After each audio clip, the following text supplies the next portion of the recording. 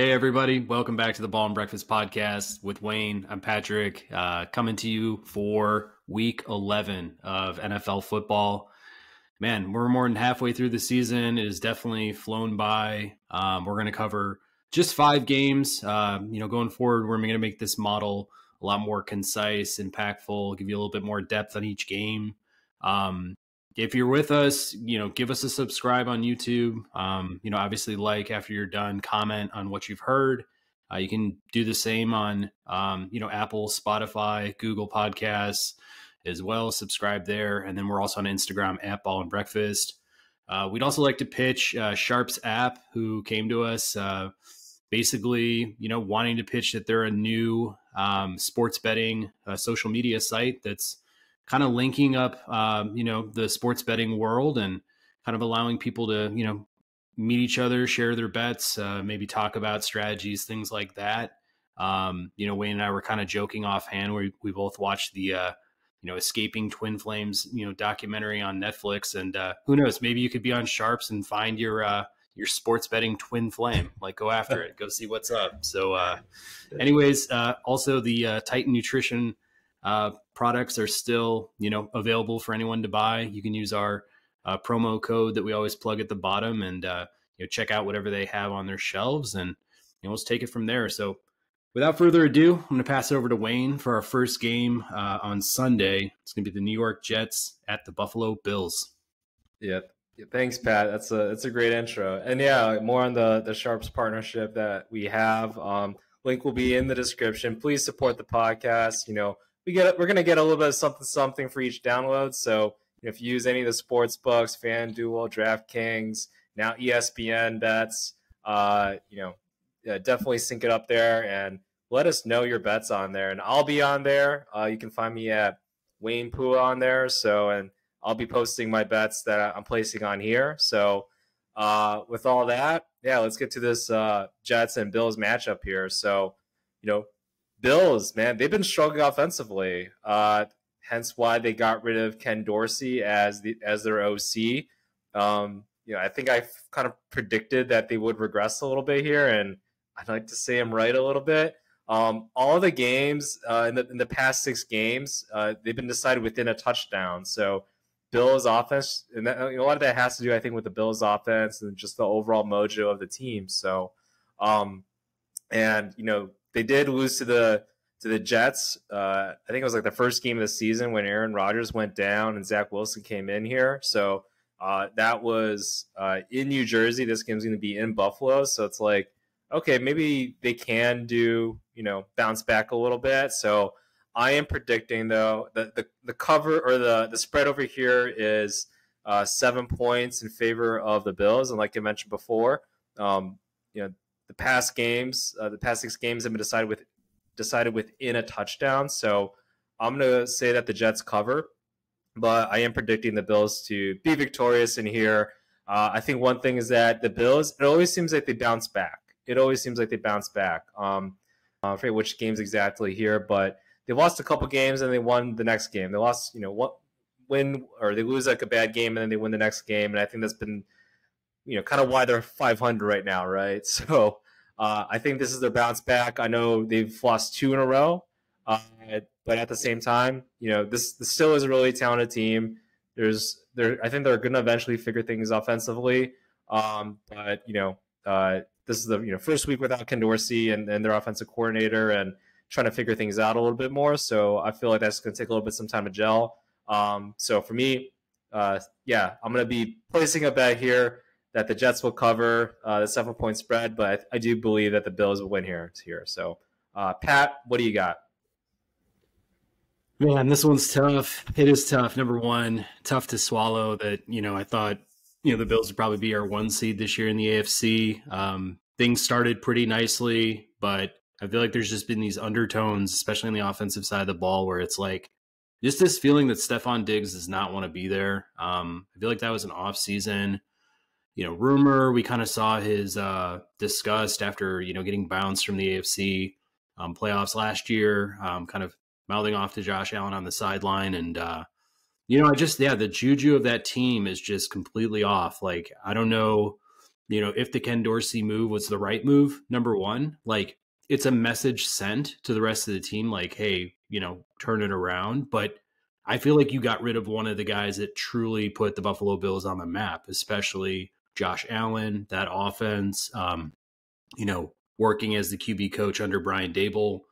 Obviously, Daboll got his job from, being a part of that system and showed out in that first year with New York that, hey, like I know what I'm doing and I'm capable of, turning, some trash into treasure. And, it's just unfortunate. Like I'm a little lost with them right now because, I mean, the last game, for example, they were able to get the run going, but in the same sense, like they were just coughing up the ball so much. Like they seem like very prone to, losing fumbles. Josh Allen, he'll throw like an errant ball every once in a while and get a pick. What I really didn't like is they didn't utilize Diggs. And that was the reason why Trayvon Diggs, his brother, got on there and was like, Stefan's basically made Josh. And he's not wrong. Like, I don't love how Stefan's gone about, maybe his relationship with the Bills, especially in these last couple of years. And it's unfortunate because if he just bought in and obviously maybe took the slack that he needed to, like, as far as like the rest of the offense not really coming around, like that's one thing. But it's like he's too important to that team to just kind of, give up at this point. Maybe that's part of his mental makeup. But what the Bills absolutely need to do in this game against the Jets is establish that tie back to Stephon Diggs being their top target getter. Maybe what they've tried to do is diversify that offense, which we have talked about, like getting a second weapon who's consistent, like a Dalton Kincaid. Maybe it's Gabe Davis. Who knows? James Cook had, a good amount of yardage on the ground in the last one, got over 100 yards, but also had two really, one fumble that was lost and another that he luckily scooped back up and was able to take for a big run. But it's like, there's just too much up and down the offense. Defense, I couldn't say more good things about it. Creates a ton of pressure, lots of sacks. I feel like they're always creating turnovers with their secondary, whether it's Poyer or Teron Johnson. Also, Rasul Douglas was a great, addition from the Packers there. But yeah, so, I mean, I got some question marks, but I think if they get back to Diggs as their primary weapon and really start to, maybe emphasize the run a little bit more. That might be their best approach here against the Jets team that does have a good secondary and a really good defense overall. But what I will say on the Jets side of things is like they are just waiting for Aaron Rodgers to get healthy. Like this is all about making sure the team's in position to capitalize on whatever Aaron Rodgers can give them at the end of the year. Because the way Zach Wilson and the rest of that team played against Las Vegas on the road, it was pretty like despicable. I mean, Garrett Wilson's like the only, I feel like the only guy who's like all year been truly consistent. The Raiders do have a good defense, but Breece Hall was completely locked up. It's not going to get any better against Buffalo, to be honest with you. I think the Jets also have a problem with just having a second weapon too. Like they're very much like the Bills, except the Bills have Josh Allen and, Zach Wilson is not even in the vicinity of being, even a top 20 quarterback, top 25 quarterback in this league. So in Buffalo with a tight spread, give me the Bills. And I think it will be a close one and a relatively low scoring one too. Yeah. I mean, yeah, the Chargers or the Jets against the Chargers was a 27-6. Looking at the past couple games here. Yeah, and the Raiders, they scored 12 points. Even when they had that victory against the Giants, a couple weeks back, 13 points. So really, their offense just has been really anemic. Maybe they do get some sort of rhythm, but like you were saying, everybody's waiting for this Aaron Rodgers moment, and I think I predicted the Jets to win the division. Basically 100% relying on Aaron Rodgers being there. Like, if Aaron Rodgers was, playing on this team for the entire season, like that's probably at least like maybe 2 victories that he himself would, kind of will the team to have. So I think, and then that would, I think would put them on top of the division or tie for the division lead here. So yeah, but at the same time, yeah, this Bills team, there's a lot of question marks. I think that's happening, and this is going to be kind of an inflection point of, all right, maybe we do get, we come together with this whole Stephon Diggs situation. I think Rob Gronkowski like made like a little video about this, right?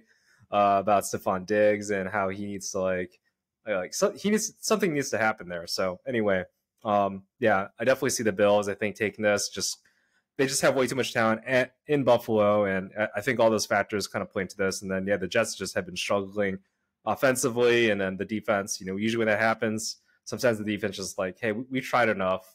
We can't cover Stephon Diggs and all the weapons that the Bills do have.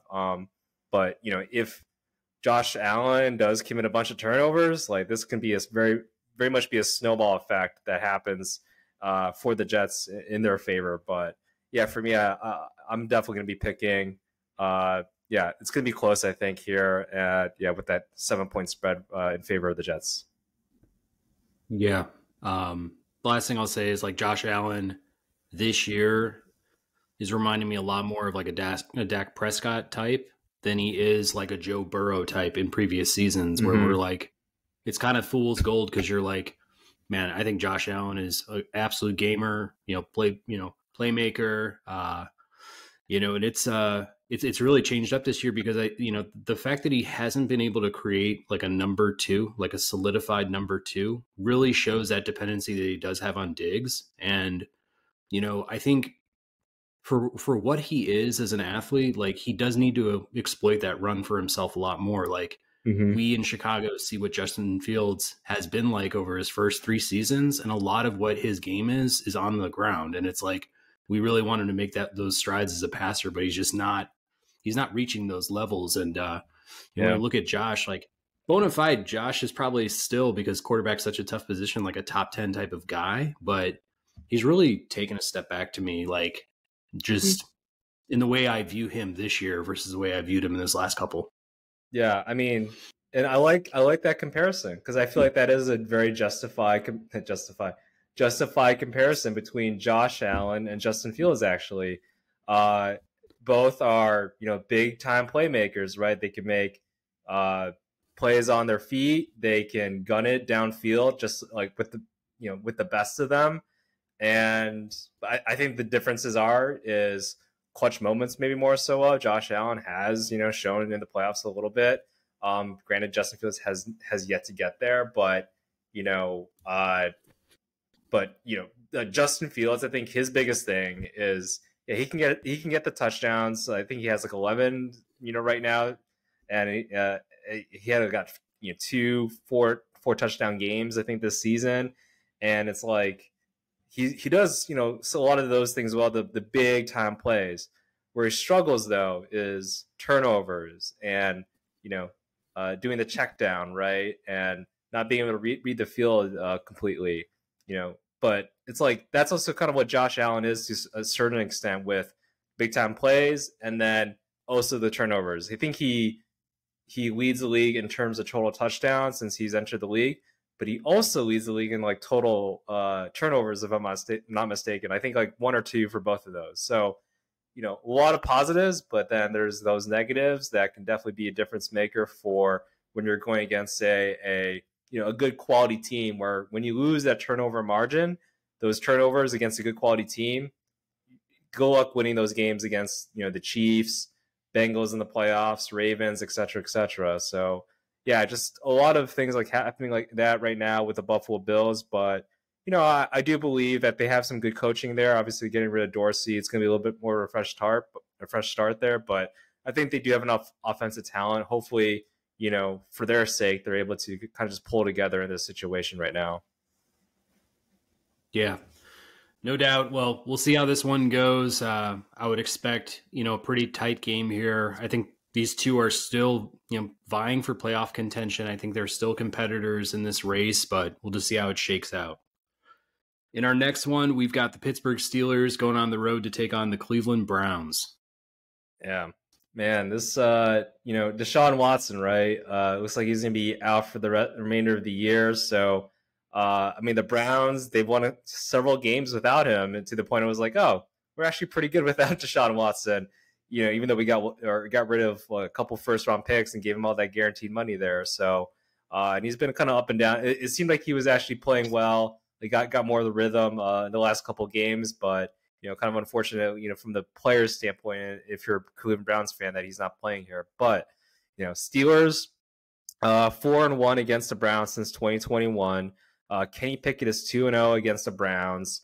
So I'm going to be going. It looks like the Browns are 1.5-point favorite. Actually, it's in Cleveland, so that's probably a couple of the reasons why. And albeit they have a great defense, and then the Steelers, they're honestly kind of a lucky team in a way. I think they're bottom half in terms of both offense and in terms of defense total yardage. So it's like, how is this team winning? How is this team, well, like 6-3 or something? So Mike Tomlin is 24-5 against rookie quarterbacks. So there's a lot of things going in kind of against the Browns. Dorian Thompson Robinson, he's going to be starting, and he didn't look that great in his first game of action against the Ravens there. Threw 3 interceptions, got blown out there. So it's like, all right, I'm gonna go with the Steelers here. I think I have them on the money line actually, because I think on ESPN bets it's as even, so you kind of get a 1-1 in there. So I'm gonna go picking the Steelers here on the road, getting a dub against the Browns. I'm going to join you. Pittsburgh, surprisingly, with Kenny Pickett under the helm, throwing for like 150 yards, just no touchdowns, no interceptions, it still gets the job done. It's still getting the job done. I mean, the fact that they've incorporated, Warren and Najee Harris in the backfield and just kind of taking off. I think Najee, works better when he's got somebody he can pair with there and like give him those breaks that he probably needs. He doesn't have all the weight of his shoulders on being, the traditional Steelers workhorse back, which I definitely think, works for them. But it's crazy. The defense for Pittsburgh, we talked a lot about Cleveland and their defense, and like that usually has been getting a lot of spotlight, throughout the year in the NFL. But like quietly, Pittsburgh is leading the league in takeaways, interceptions, fumbles, things of that nature. I mean, they're tied with the Bengals at the top of the league. So, their defense can cause some havoc. And, the games they've been a part of have been, pretty low scoring on the opposite side of the ball. So, I expect them to do that against Cleveland. Like you're saying with, Thompson Robinson there, it's like, he'll be at home. That'll be, to his advantage, maybe having the crowd behind him. But in the same sense, this Pittsburgh Steelers team, they've played really good football this year. Like they're 6-3, and they win this game, they'll be 7-3, and they'll be like, kind of nipping at the heels of the Ravens at the top of that division, which none of us really expected. And it's still like, as we move toward the end of the year, going into the next, like in Tomlin's mind, he's got to be thinking like, man, if I just had a stud quarterback, like we could make a serious run at this thing. So, we'll see how Pickett kind of works his way through this year. I mean, most of us are kind of looking at him as, like a decent game manager, probably a top line backup for most teams in the NFL, but like just not convinced that maybe he's, a guy that can truly win in this league. But hey, give the credit to them where it's due.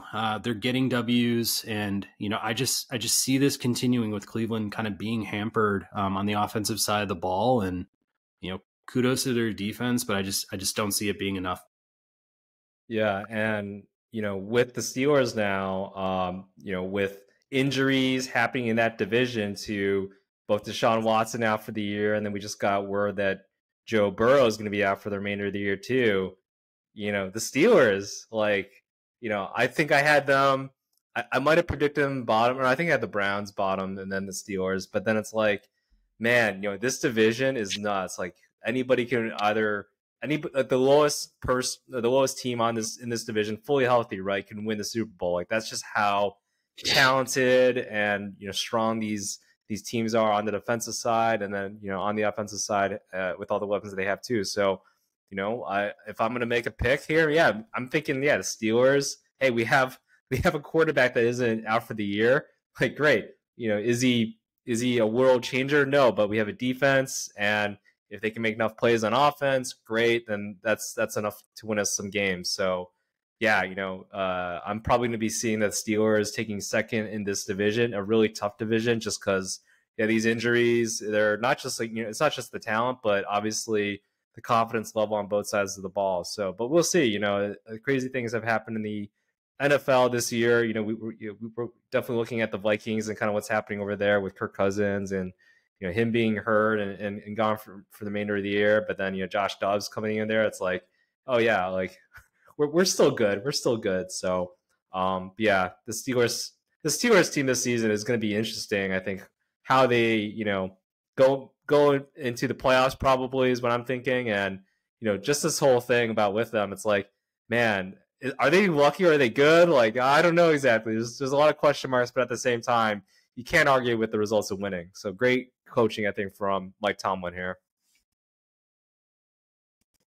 Yeah, and throw Mark Andrews into that list of players that'll be out for the year. So just another knock to one of their competitors, and that's a huge player, obviously for the Ravens too. So we'll see how Lamar copes with that and kind of moves his team forward. But all right, well, I guess we're in agreement there. We can move on to the next one, which will be our Chicago Bears going on the road to take on the Detroit Lions. Yeah, this is interesting. This is actually interesting. I think it looks like Justin Fields is going to be playing, so let's take that in there into consideration immediately. And then I believe also Khalil Herbert, he got cleared to play as well. So hey, a fully healthy offense there for the Bears. Defense has been playing a little bit better, right? So hey, something can happen against I think the Lions here a little bit.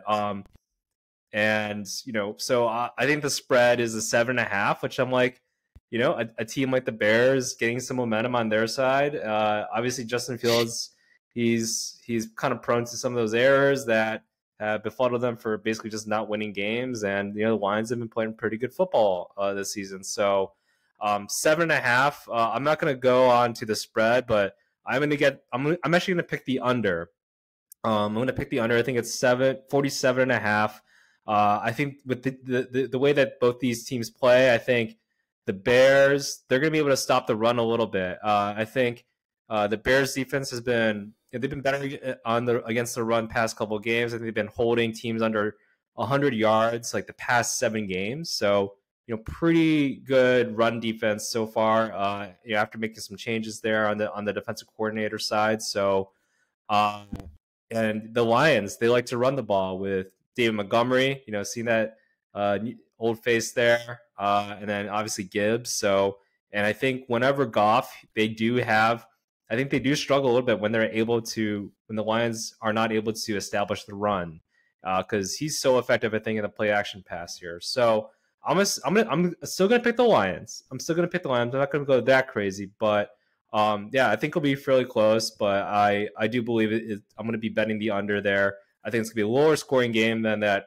47.5 total there. So, but yeah, picking the Lions overall to win and then betting the under on the 47.5. Yeah, no, I mean, I'm with you in terms of this being a competitive game because since the Bears acquired Montez Sweat, their defense has started to rise up the board in terms of yards per game allowed. Like they're now finding themselves in the middle of the league. Their offense as well is like kind of dancing around the middle of the league in terms of, yards created as well. You add Fields, obviously, Herbert back into the mix there. Like that's only going to help their team, in my opinion. I don't think anything of Tyson Bagent. I really haven't since the start of it. I feel like, he gets a win against Carolina and folks want to call it a competition. It's just like, man, it was like whoever didn't want to lose the game, in my opinion. So it's just, I think that's been a little bit overblown. Like it's cool that he's got confidence and yada, yada, yada, but he's just, I mean, still statistically hadn't really done much that, would make him look any better than a guy like, Kenny Pickett at best. So, with that, we know what Fields is. And for him to come back, he's got 7 games to prove himself. This is his time. This is his time for Justin Fields, whether it's with the Chicago Bears or with whatever team, is looking at him, from here on out. He knows that, he's playing for pretty much a starting job in the NFL, starting next season. So I think he's completely and, he'll be utterly motivated to go into this game and play well. This is a division rivalry, not always been at the top of the NFC North in terms of standings, but we've always had good games against the Lions over the years. I think that continues. I'm with you in that respect. Also, Detroit, for as good as their defense has been, against the Chargers, I mean, it was a much different game, allowed a ton of points, didn't create a lot of pressure. There were no sacks in last week's game for Detroit. So, I could see them obviously, sitting at like 7-2, maybe just taking their foot off the gas a little bit. I mean, I know they're talking Super Bowl over there, which, good for them. They should be aiming, extremely high. And I think Dan Campbell's, got them, confidence wise to the highest point they can be. But still going to be, 8-2 is a very large ask for a team that hasn't really been there in a long time. And, we watched, the Ravens as they've been kind of ascending, up and up the rankings, their ability to maybe get to that 8-2 spot was stopped short by, Cleveland at the basically end of the game there. I mean, getting some, timely turnovers and stuff. So I could see Chicago, putting up a really good fight here, but yeah, I think talent's still going to win out, and, Detroit's also at home. So that's going to be, a huge boost for them. So I'm with you. Give me Detroit. Yeah, for sure. And, to that point with Justin Fields kind of like auditioning here, 7 games, it's going to be interesting. It's going to be interesting what happens, I think, in the next 7 games here. And, it's like, do we draft a quarterback? Do we move on from him, right? Do we go with Caleb Williams, Drake May? Do we trade out of that and, get MVH?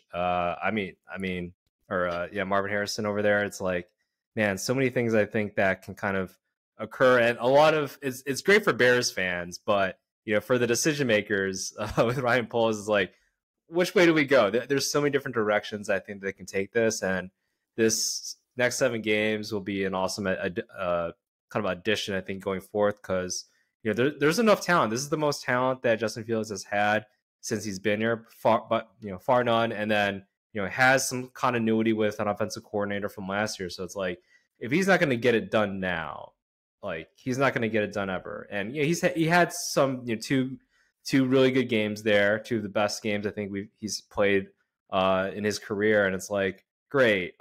There's got to be some sort of continuity. You got to be consistent. You got to bring some level of continuity going forth, because you can't just have these ups and downs in the NFL and cost the team so many turnovers, and then that's where we end up losing games. So I don't know. It'll be interesting, I think, what happens with Justin Fields. I think we've both said our piece with regards to him. Like, it'd be great if we can have him, and then we just concentrate on building the team around him. But man, if he kind of drops the ball, fumbles the ball a bunch here, commits a lot of turnovers, doesn't progress in his reads and stuff, then it's like, 3rd year in the NFL, man, we got to be moving on now. So, but I don't know. It'll be interesting, and I think fun to watch to see what happens with Justin Fields going forth.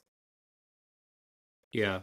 Plus, as the Bears, you don't need to hold on to Fields as a backup option going into next year if you have Tyson Bagent. Like, I'm not a fan of Bagent being our starter, but in the same sense, like, is he capable of coming into a game if somebody's injured and doing a respectable job? Like, yes, he can do that. So my hope is the Bears, keep Fields in for these next 7. At the very least, if we lose all 7, that only improves, our draft slot for the Bears pick. But in the same sense, it's getting those looks from all angles, whether they're down in games, up in games. But I'll be honest with you, haven't looked closely at the schedule here moving forward for the Bears, but I definitely see a few victories coming our way down the stretch. Like, I just feel like this team, with the acquisition of Montez Sweat, you can tell there's like a new energy to them. They're still missing, pieces, across the field, but I think that this team is definitely capable of beating some teams in the NFL, for the rest of the year. Yeah, I mean, we got what? We got Lions twice. So, divisional rival, anything can kind of happen there. Obviously, they'll be favored for both games, but I mean, that should be interesting. But then we got the Vikings, like we said, mentioned before, without Kirk Cousins, still playing at a high level, but without that team leader like that can definitely be detrimental. Cleveland Browns, no Deshaun Watson. Cardinals, I mean, they got Kyler Murray back, but they just haven't been playing the best brand of football, I think, this year. So who knows with them? Falcons, they've been kind of up in the air now. I think there's been a lot more criticism with Arthur Smith, not giving Bijan Robinson the ball at the goal line. And then we got the Packers, who they haven't been playing that well this season. So a lot of winnable games, teams that we can compete against. And I'll be very interested to see how Justin Fields, if he's able to play against the Browns there, how he handles that Browns defense. Like, is he going to fold, or is he going to get it sacked a bunch? Because he's got to build off of what he's done previously in his career, where he just gets sacked. He does 5-step drops and just tries to make plays that aren't there, and doesn't just take what the defense gives him. So I feel like that could be a good way to showcase, like, what do we have going forth with Justin Fields there. But yeah, some winnable games, I think, and we'll see what happens, I think, with Justin Fields. But as long as the Panthers suck and we still get that top 3 pick, then I think we'll be good going forth in terms of what we can do in the draft there. For sure. In our next one, we've got the Minnesota Vikings going on the road to take on the Denver Broncos. Man, this Broncos team, they've been hot. They won 3 straight. I think now they're like 4-5, I believe. And, Russell Wilson, he's been playing really well. He's been playing really well this season.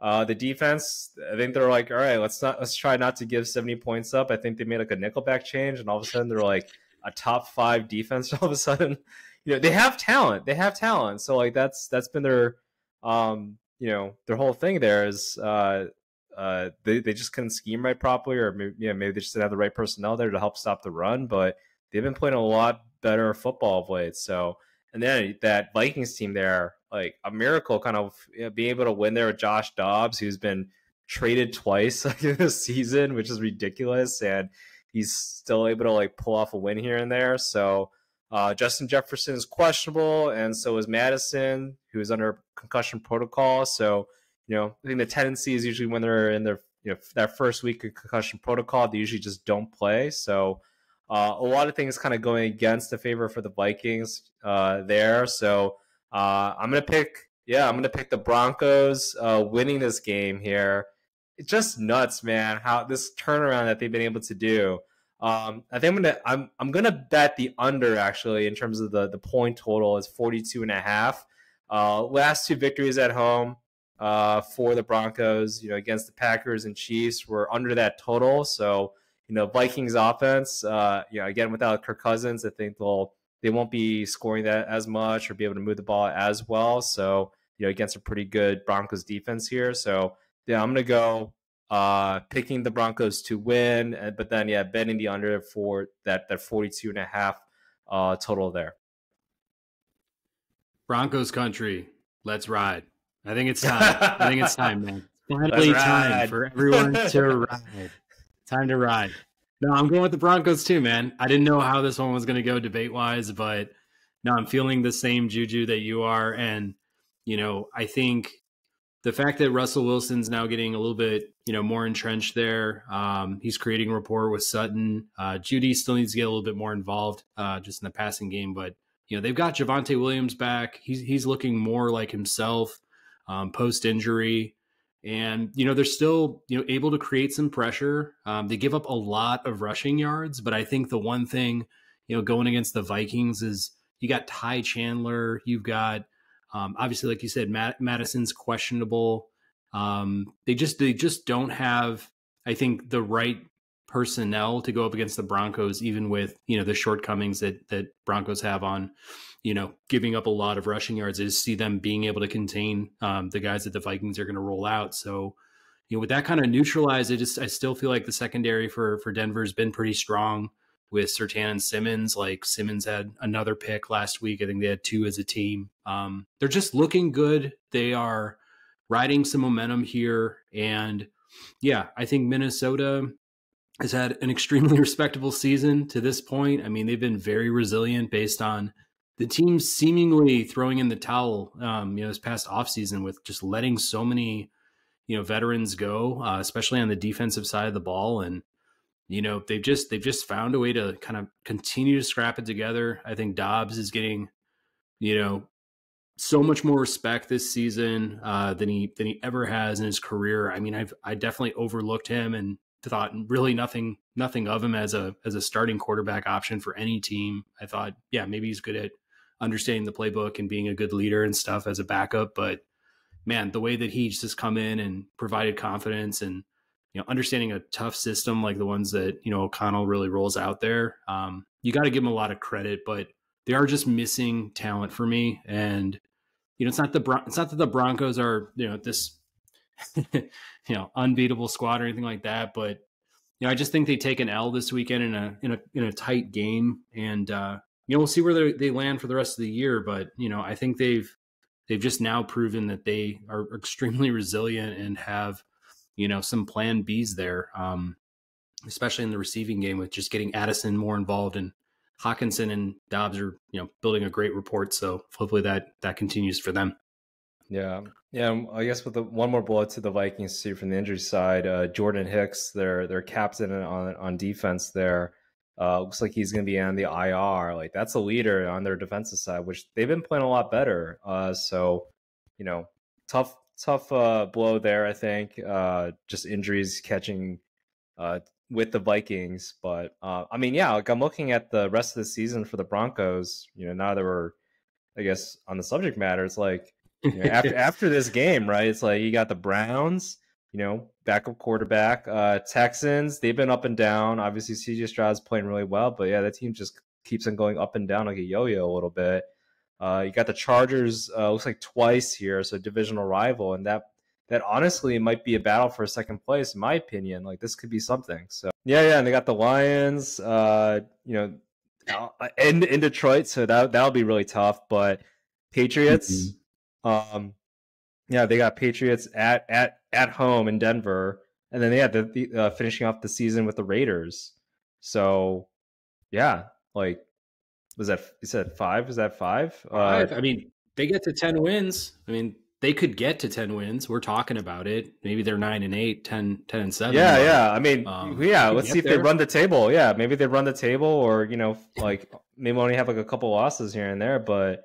Yeah, with the way that they've been playing, they beat the Chiefs pretty convincingly and everything. So I don't know. A lot of strange things can happen, I think. And I definitely doubted them. A lot of people doubted them, especially the way that they started the season, especially after some of the comments, offhanded comments I think Sean Payton made. But yeah, if this team can certainly, there's a possibility that they can run the table a little bit here and make the playoffs, which that would be unbelievable for the Broncos here. Yeah, I don't think anybody was really thinking about it. Teams that will play against them with good rushing attacks are going to be ones to look out for. Mm-hmm. It's partially why maybe they play a good game against the Texans. I mean, the Texans haven't really been able to establish much over the years. This year so far, but we'll just have to see. I mean, maybe they split a couple of those divisional games, but no. I mean, I'm just more or less encouraged for them just playing better football. Not being in a complete embarrassment. I mean, they win this week. They're 500. I mean, who would have thought? And, man, that AFC West is just getting a little bit more intriguing as the weeks go by, with the Raiders playing better football. You got obviously the Chiefs out there, and who knows about the Chargers? Like they're looking like they're at the bottom right now, but I mean, they have more talent arguably than the Raiders and Broncos. It just hasn't all come together. So, we'll see, but yeah, we're definitely in agreement on this one. Yeah, how about that? Like the Raiders are second at 5-5, right? In that division with Antonio Pierce as the head coach. It's like, who would have thought? Like that whole division is just kind of up in the air a little bit. And yeah, it's a who's hot week to week type of league, right? And right now they have the Broncos. They're kind of firing right now, so should be interesting to see. Yeah. In our last one, we've got a Super Bowl rematch on Monday night as the Philadelphia Eagles travel to KC to take on the Chiefs. Yeah, man, I went back and forth a little bit on this, but couple of things that I saw noticed here. So, I think the Eagles are 0-4 against Andy Reid since they axed and canned Andy Reid, so he's had his revenge. Against the Eagles after being with them for 14, 15 years there. So Andy Reid, both teams are coming off a bye, but Andy Reid is 31-6 after the bye. Sirianni, smaller sample size, 2-0, which is good for him. there's a lot of the same players that are on both teams. You know, a couple of changes here and there. You know, Hargrave, I think, you know, on the Eagles, but they did get Jalen Carter. You know, some trade offs here and there, but overall, I think they're very much similar teams there. Maybe the Eagle or the Chiefs offense just isn't performing that well. I think that's definitely one call out there. But you know, after a bye, I think, hey, you know, this team can pick it up on the offensive side a little bit. You know, and I think I see the score is 45 and a half. It looks like that the line is there, and it's like I might go to the over. If we remember correctly on here, the Super Bowl matchup that ended, you know, last season, it was like what 38-35, so pretty high scoring there. You know, after a bye week from both teams, like, you know, both teams kind of offensively figuring things out, both from Sirianni and Andy Reid's point of views.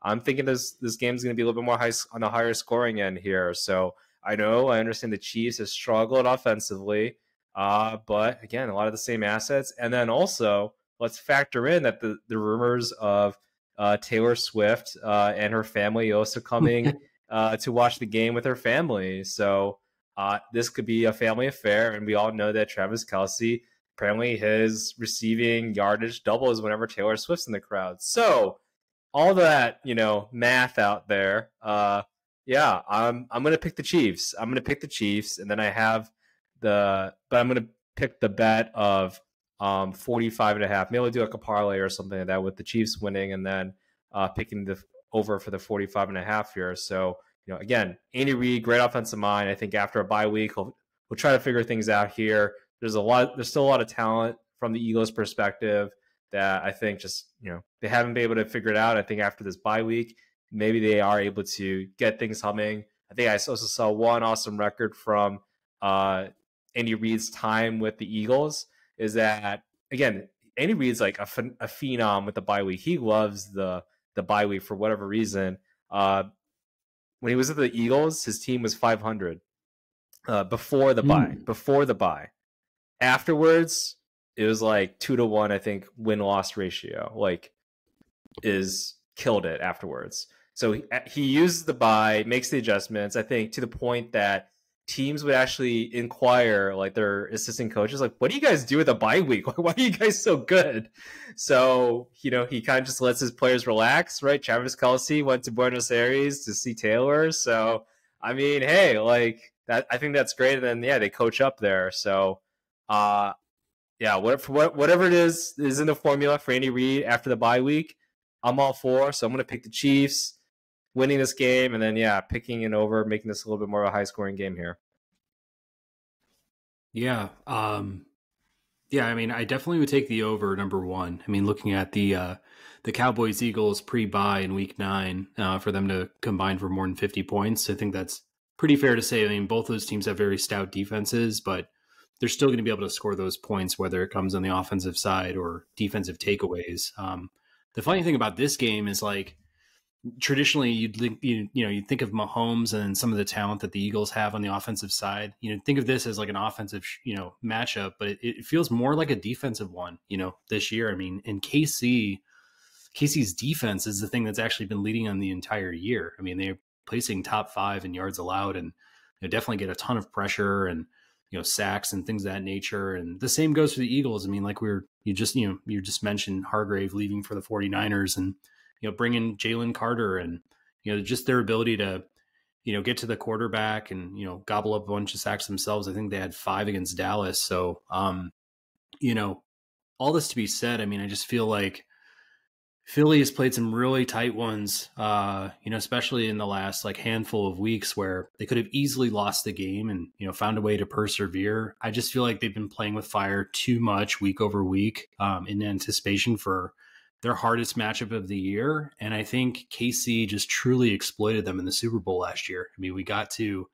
halftime, and when, they came back, through the tunnels, it was a completely different team. I mean, they were just went, pass by pass and picked them apart and, gobbled up a ton of yards, getting their offense down the field and using all of their weapons. And, that's just what Mahomes has been doing this entire year. I mean, Kelsey's been the standout, receiver for KC, obviously, but he too can fade in certain weeks. And it's just like, you look down the box score, and Mahomes has included 7 or 8 guys and in the passing game. So I see them taking a similar approach here, like really distributing the ball and moving it around against the Eagles. I think this will be a great matchup. I think it'll be a fun one to watch.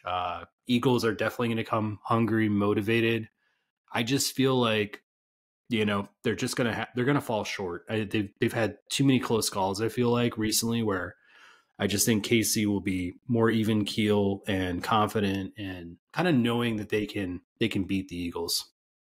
Yeah, I mean, this is definitely, it feels like if this was in Philly, right? Maybe the Eagles do take it, getting that home field advantage a little bit, but this is going to be in KC in the Kingdom. It's going to be a tough matchup, I think, for them. Yeah, with Andy Reid again after the bye, that little difference maker, I think, can do all the wonders there. But yeah, honestly, the Chiefs defense, like one of the better defenses, I think, in all of football. Like you mentioned, top 5, and that really has been what's been winning them games. Honestly, it definitely feels like right now, right? The Chiefs are kind of like what what Tom Brady and the Patriots are a little bit like, good stout defense, like keeping the scores low, and then their quarterback just makes enough plays to their tight end, right?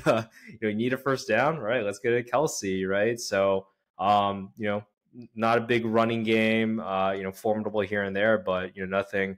They're passing most of the time, so just a little bit more short yardage and making the right reads there. So, but yeah, it's like I think that Patrick Mahomes, he's gotten a little bit more of a rhythm. I think with Rashid Rice, he's kind of like been focusing on him a little bit more. I think he's got 3 touchdowns the last 5 games as well. So developing more of that relationship with that rookie. And then obviously it's like, all right, can we get more from some of the other supporting cast of wide receivers? I think that's been the biggest question this season so far, honestly. And, can we get something from Sky Moore? I know I've talked about him a little bit, but he just hasn't developed that rhythm with him yet in his career. So it's hard to say what they can get from him. But, obviously there's Kadarius Toney, Watson, yes. So I think they'll be fine, but and they'll be able to make some plays because Patrick Mahomes just knows how to distribute the ball, not just focus on one wide receiver. But yeah, when you want to focus on one wide receiver, it's a good thing that you have the best pass catching tight end, I think, in like NFL history there. So yeah, I think a lot to like. I think from the Chiefs' perspectives, their defense is playing really well. But yeah, it's like after this whole bye week, I feel like both teams are going to come ready, prepared offensively, have a game plan, and yeah, maybe some halftime adjustments here and there to slow it down. But I don't know, it should be a fun game, I think, regardless of who wins exactly. Yeah, the second you went on a line of an analogy with another team, the Patriots came to my mind right before you said that. And I totally agree.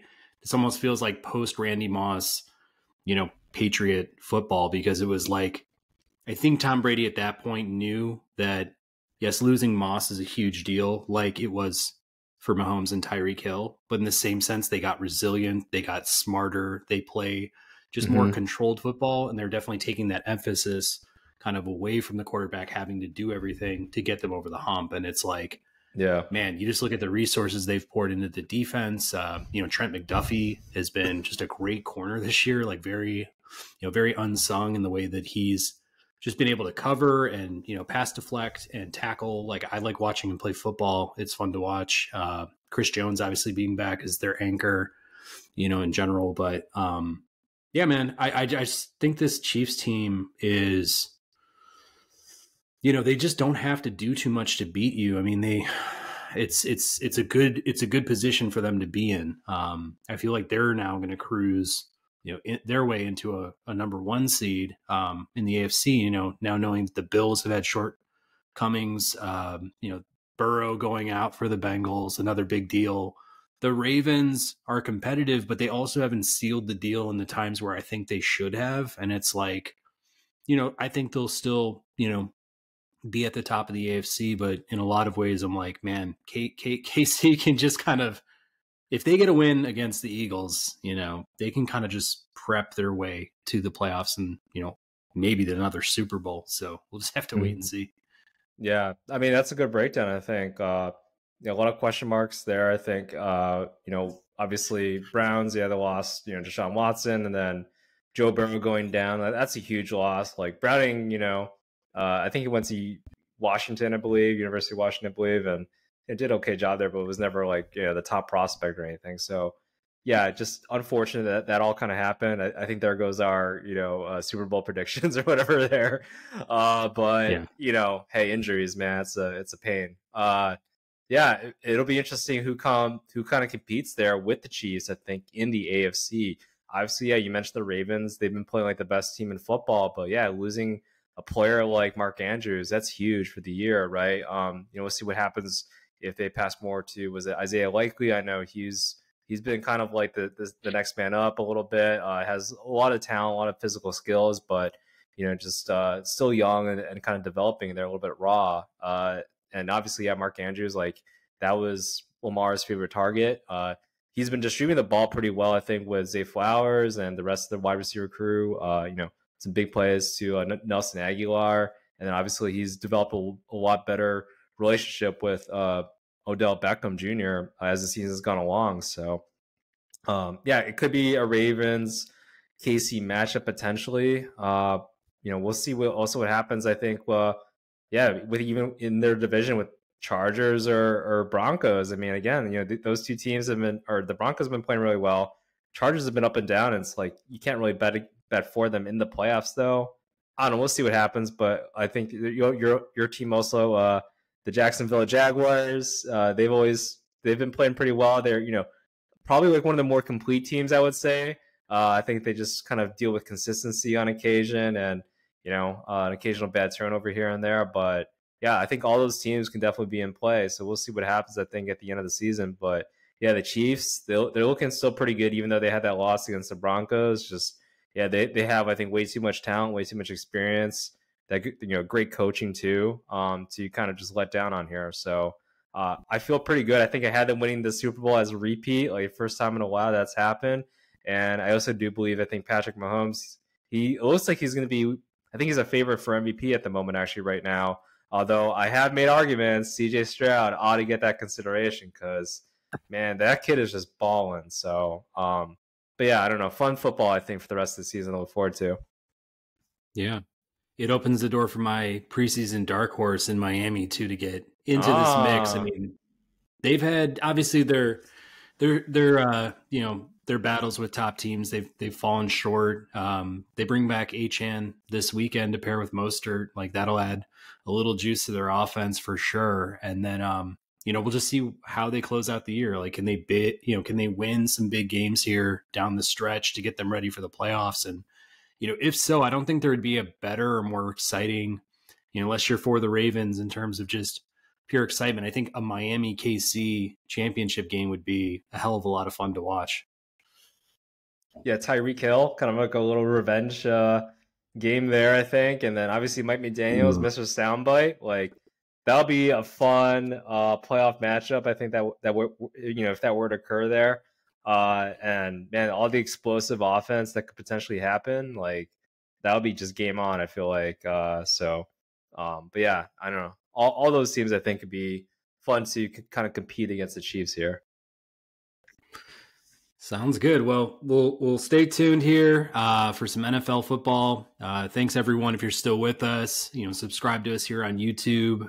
Anywhere else that you may be listening, feel free to comment. Let us know what you think about these matchups, about how the NFL season may wind down as we move into the final weeks here. But I guess with that, we will close on some final thoughts, and I'll kick it over to Wayne. Yeah, I mean, Thanksgiving's coming up. I'm gonna be spending it over with the fam and everything in Darien. Uh, so I'm actually gonna be bringing some ice cream. I've been playing around. I bought an ice cream maker. Uh, first time I made vanilla ice cream, icy. Did not like it. I needed to put a little bit more milk in there, so I learned my lesson there. Then added more milk in there. Also just froze the base a little bit longer, and then was able to churn it, and it came out smoothly. And then I tried out chocolate chip mint, and I don't know. I like chocolate chip mint. I think a lot of people They're like, I don't know, is Mint it too? chocolate chip or chocolate Yeah, chip mint? Okay, chocolate chip mint. So there's chocolate chips, it's but different. then there's chocolate chips, and then there's the actual mint, like the on the base of the ice cream, right? So, uh, Mm. yeah. So chocolate chip, I had like I think it was like cookie, um, the chocolate chips that you put in cookies. So I use that as the chocolate Mm. chips, separately from the mint, which covered I guess the base there. So uh, that was kind of my recipe there, and I think that it turned out really well. It came out really smooth. Uh, Put a lot more milk compared to say cream, which kind of made it a little bit more of a little bit more of a gelato, I guess. So gonna try to replicate something like that. I did get a request though to make some mango sorbet. So not going to really use milk there. So that'll be a new thing for me to experiment this weekend. But I don't know. Curious, Pat. Do you have any favorite ice cream flavors? Do you have any favorite stories from ice cream in general? Is there anything you would like for me to make? I don't know. What do you think about the whole ice cream scenarios out there right now? Well, you have asked me about ice cream before, so I have given you my coverage on that one, but I'll repeat that, coffee flavored ice cream is nearing the top of the list for me. Definitely with trying to, cool down on the calories, the extra, the added sugar, all that good stuff. It's hard to do, depending on whatever product you're getting, there's always going to be a lot of sugar, but I have done a double take on Talenti recently just because I have noticed that there's a lot of sugar packed into the pint as well as some saturated fat. I'm just like, man, I'm trying to cut corners where I can, but in general, if I don't find a good alternative, whether it's ice cream or, some non-dairy product, like I'm going to stick with it. I still like coffee and I'm going to indulge whenever I want to, but yeah, man, I never told you this though, is that my first job ever was as an ice cream scooper Oh. in Evanston, Illinois. I made $5.35 an hour at Hardigan's Ice Cream Shop.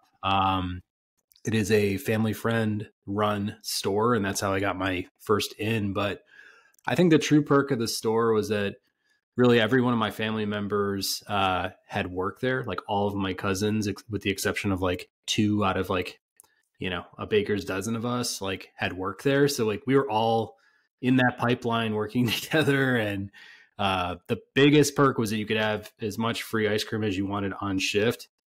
And I remember one day I had 5 milkshakes in an 8-hour shift, and I had to ride my bike home, which is about a half hour away. And it was probably like an 80 to 90 degree day in Chicago during the summer. And man, I was sweating bullets that entire bike ride home because I seriously thought I was just gonna, pop like at all ends, So luckily, in the last couple of blocks, I was able to turn up the speed, throw my bike, in the front lawn, and kind of run inside, and that's history. But it was a close call. It was a scare, and it definitely taught me to not ever do that to myself ever again.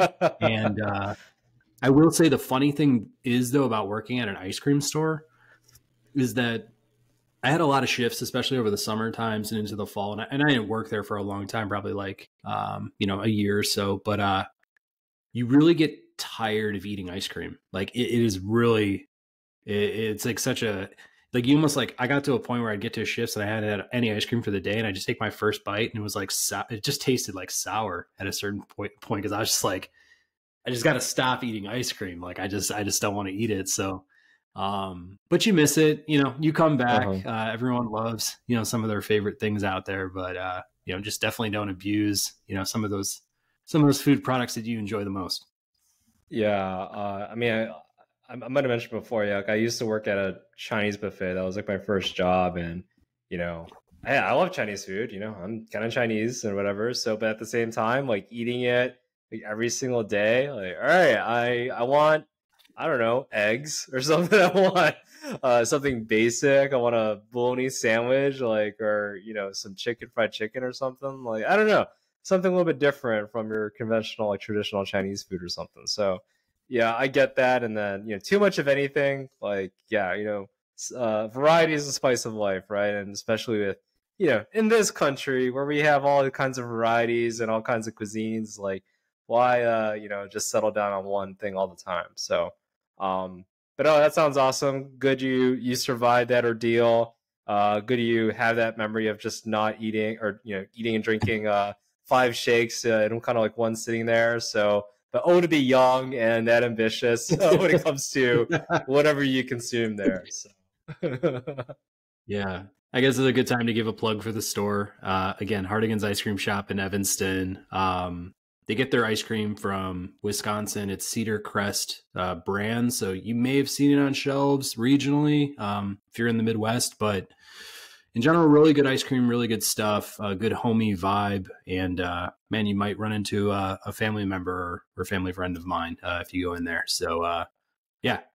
Don't have any URL codes for any discounts or anything like that. But if you say my name, maybe somebody will remember me. But yeah, man. In any case, yeah. So I actually shared a picture with Wayne over the middle of the week as I was in St. Louis for work. It's pretty rare that I do a lot of work travel, especially since the pandemic. So it was like one of my first times like leaving DC for any sort of work related trip or event or anything like that. But I went to St. Louis for a quick trip. It was 2 days end to end. And my last day, I had a good amount of free time until I flew back at night. So I went downtown in St. Louis. Haven't been to St. Louis in maybe like 5 or so years. It's just been a while, and there's not always a reason why I'd be out in St. Louis other than to just pop in and see what's going on in the city. So with such limited time, I didn't even know what I wanted to do, to start it all off. So I just first started with the barbecue because I figured I know I've been to St. Louis once and had Pappy's Smokehouse, and seriously some of the best barbecue I can ever remember. They came out with like a big steel tray that was probably like 5 pounds worth of meats and sides and all this stuff, and like was able to just kind of share that with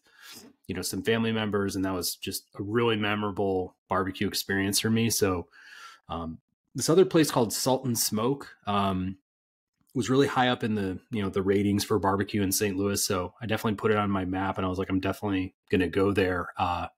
I found out they had a few locations, and one of them was actually right next door to Busch Stadium. I think like a lot of the stadium projects that are newly erected, maybe even stadiums that have been around for a while, I think there's just this new, community and economic development twist to it where, there's a ton of new restaurants, new bars, new shops, high-rise apartment buildings like being constructed all around the stadium to kind of make it like its own little neighborhood. I mean, you've obviously seen what's been going on in Chicago with Wrigley, but St. Louis is really, built up around their park too. And it was different than the last time I actually went to a game in St. Louis. Was probably like, man, at this point, maybe like 10 years ago or something, So in any case, I was able to get barbecue and also do a St. Louis Cardinals Hall of Fame museum tour, which was like right next door to the barbecue place. And the tour was awesome. I'll say that,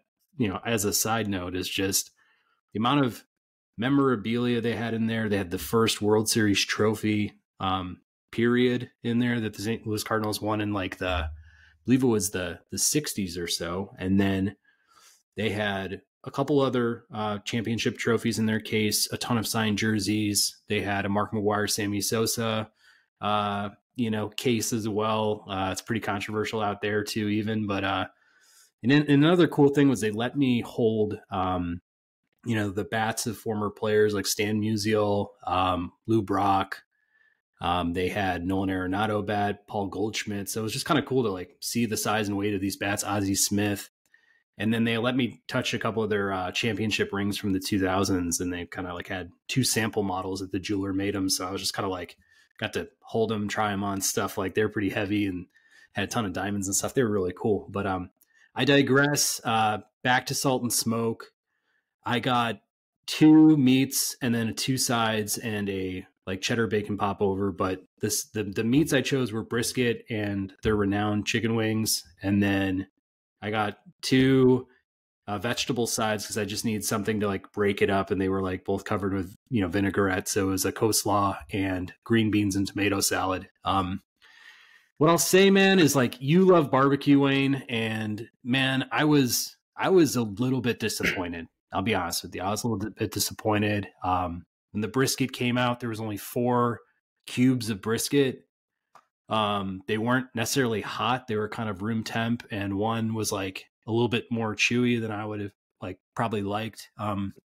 The others tasted good. They were like fatty enough and they fell apart enough. Really good, exterior to them as well, texture wise, but it was just like, I don't know. I was like, man, we're at a barbecue place. Like you got to stack that shit high. Like, I mean, you gotta make that like front and center, like the biggest thing on the plate. And it was barely like peeking out of the plate when it came over to me. Like the 2 sides were like hiding, basically that part of the meat.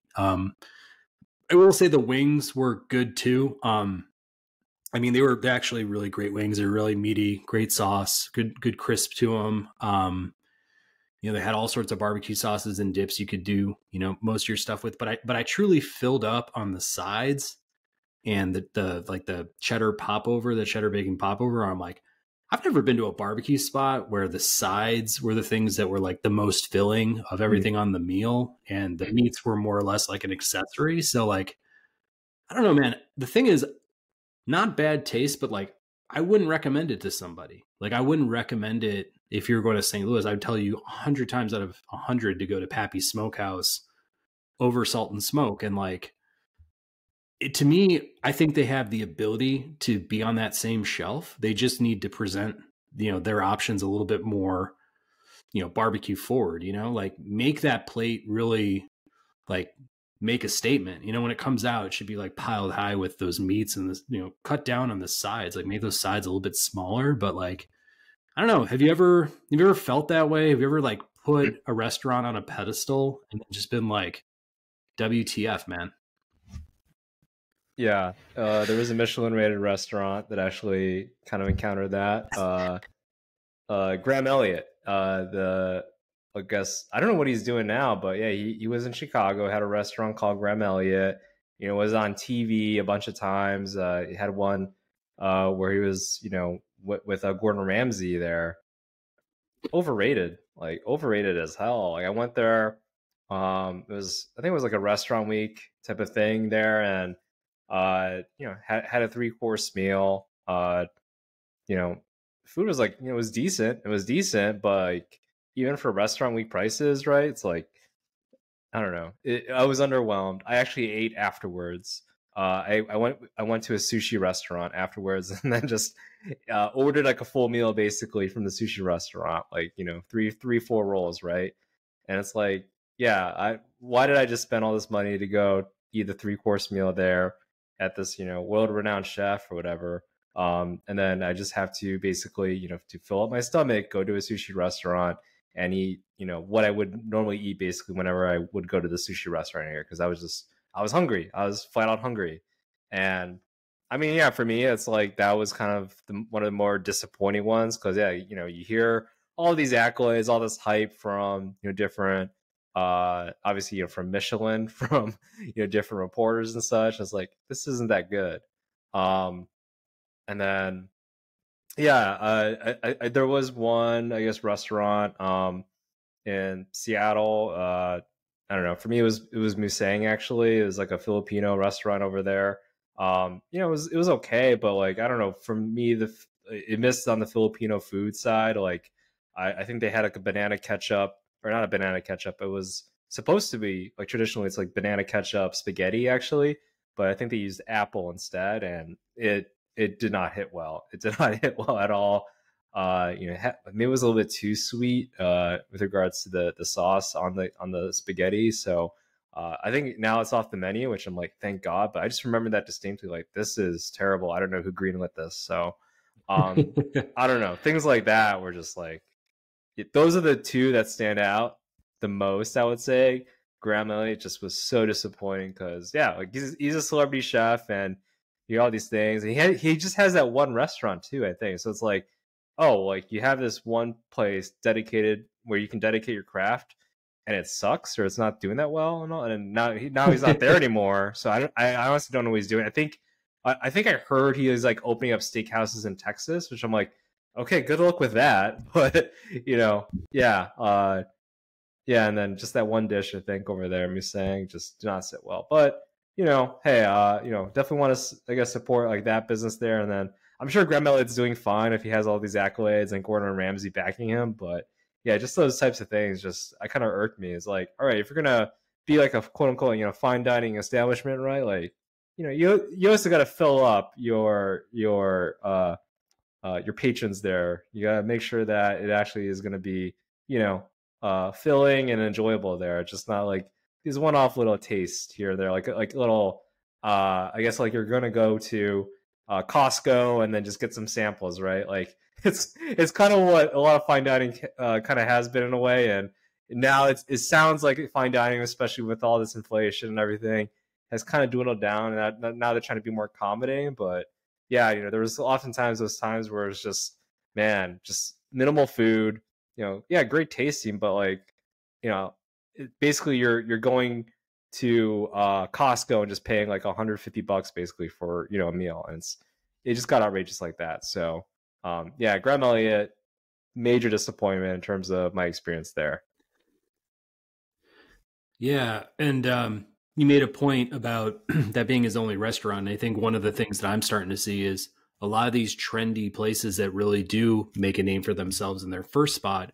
They're really starting to like franchise out around their cities, and maybe they're going regional a little bit. Like, nowadays I feel like you can find like Lou Malnati's in different states and different areas and stuff. Whereas like, I don't know, for Salt and Smoke, like maybe they did do a killer job in their first restaurant, and as they've started to like slowly scale, like maybe their standards have dropped just a bit, or maybe due to inflation, maybe they're like dropping portion sizes and things like that. So I'm just like, I don't know what they're up against, but I think they have the potential to be what the locals were saying they were in most of the reviews I read. But for me, I was just like, man, you just didn't come with it in that plate. And one thing that was really surprising is when I ordered my food, it came within 5 minutes. So I was like, for sure they cooked this earlier. And when I took my first bite, I was like, damn, man, like you gave me like whatever you were sitting under the lamp or something. Like, come on, man, like come with it straight, and show me like what your restaurant truly is about next time if I ever go. Yeah, put some soul into it. It's like you see these restaurants, Fuck. family-owned restaurants that have been there for like 30 plus years, right? And man, like how do they stay around? They feed their people, and then they don't sacrifice the quality, right? I think that's pretty much the staple there. It doesn't matter if it's like if you're catering to the higher echelon of society or whatever, or if you're just a mom and pop shop with that's family friendly and has babies crying and stuff like that. Like, yeah, feed provide good quality food, good experience, and hearty, and that's a good way to, I think, just do business there. But yeah, to your point, I think that happens oftentimes. They try to scale fast, they try to just speed things up, and it's like, well, when you speed things up, sometimes, right, you get that quality loss, especially I think with good old fashioned barbecue, like that stuff's where it needs to be kind of coming off as fresh as possible, or yeah, just probably maintain the proper heat, and otherwise, yeah, the juices, the flavor just kind of all disappears there. So sorry, man, that sounds like a terrible experience there. But if you go to Kansas City, get some good old burn ends there. That'll help. I do like a good Missouri barbecue for sure. So Yeah. And, not to pour any water on my trip, like I actually had a good time in my 2 days, especially in my trip to St. Louis. Like that was a fun experience. And I would recommend that folks, like, especially if you're in the Midwest, like go drive out and check out St. Louis as an adult.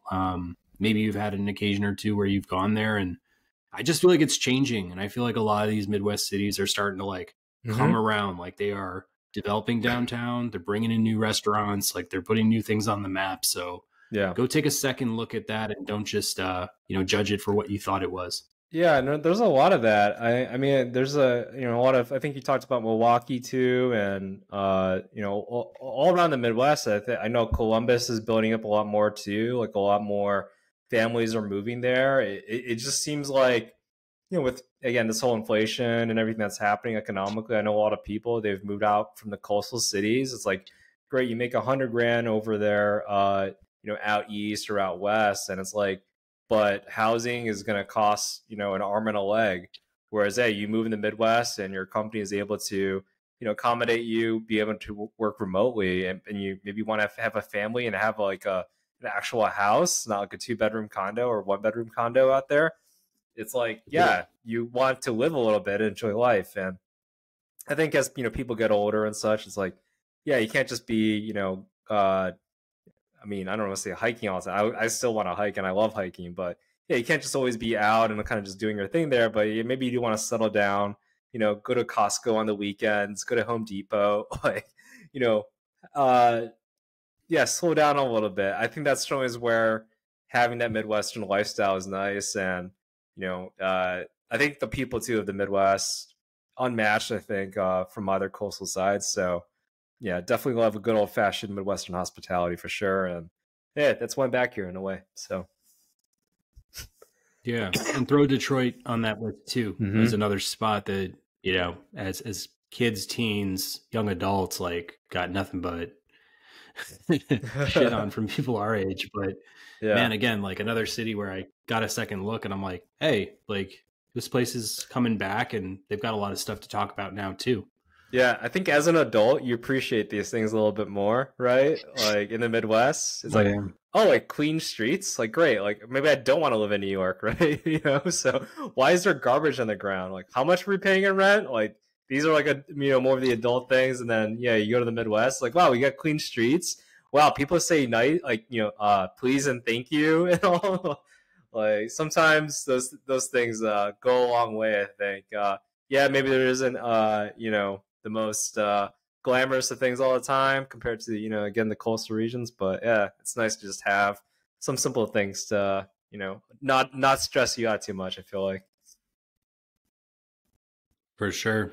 And I guess we can end on that note in general. So, yeah, folks, go check out the Midwest. You can definitely watch a lot of NFL football around there. They will be happy to have you with beers, sausages, burgers, pizza, you name it. Hopefully, you get some of that this weekend with Week 11. Again, if you're still with us, subscribe, like, comment, download, the Sharps app. Go buy some Titan Nutrition products if you're working out. And, we'll catch you next time here on the Ball and Breakfast podcast.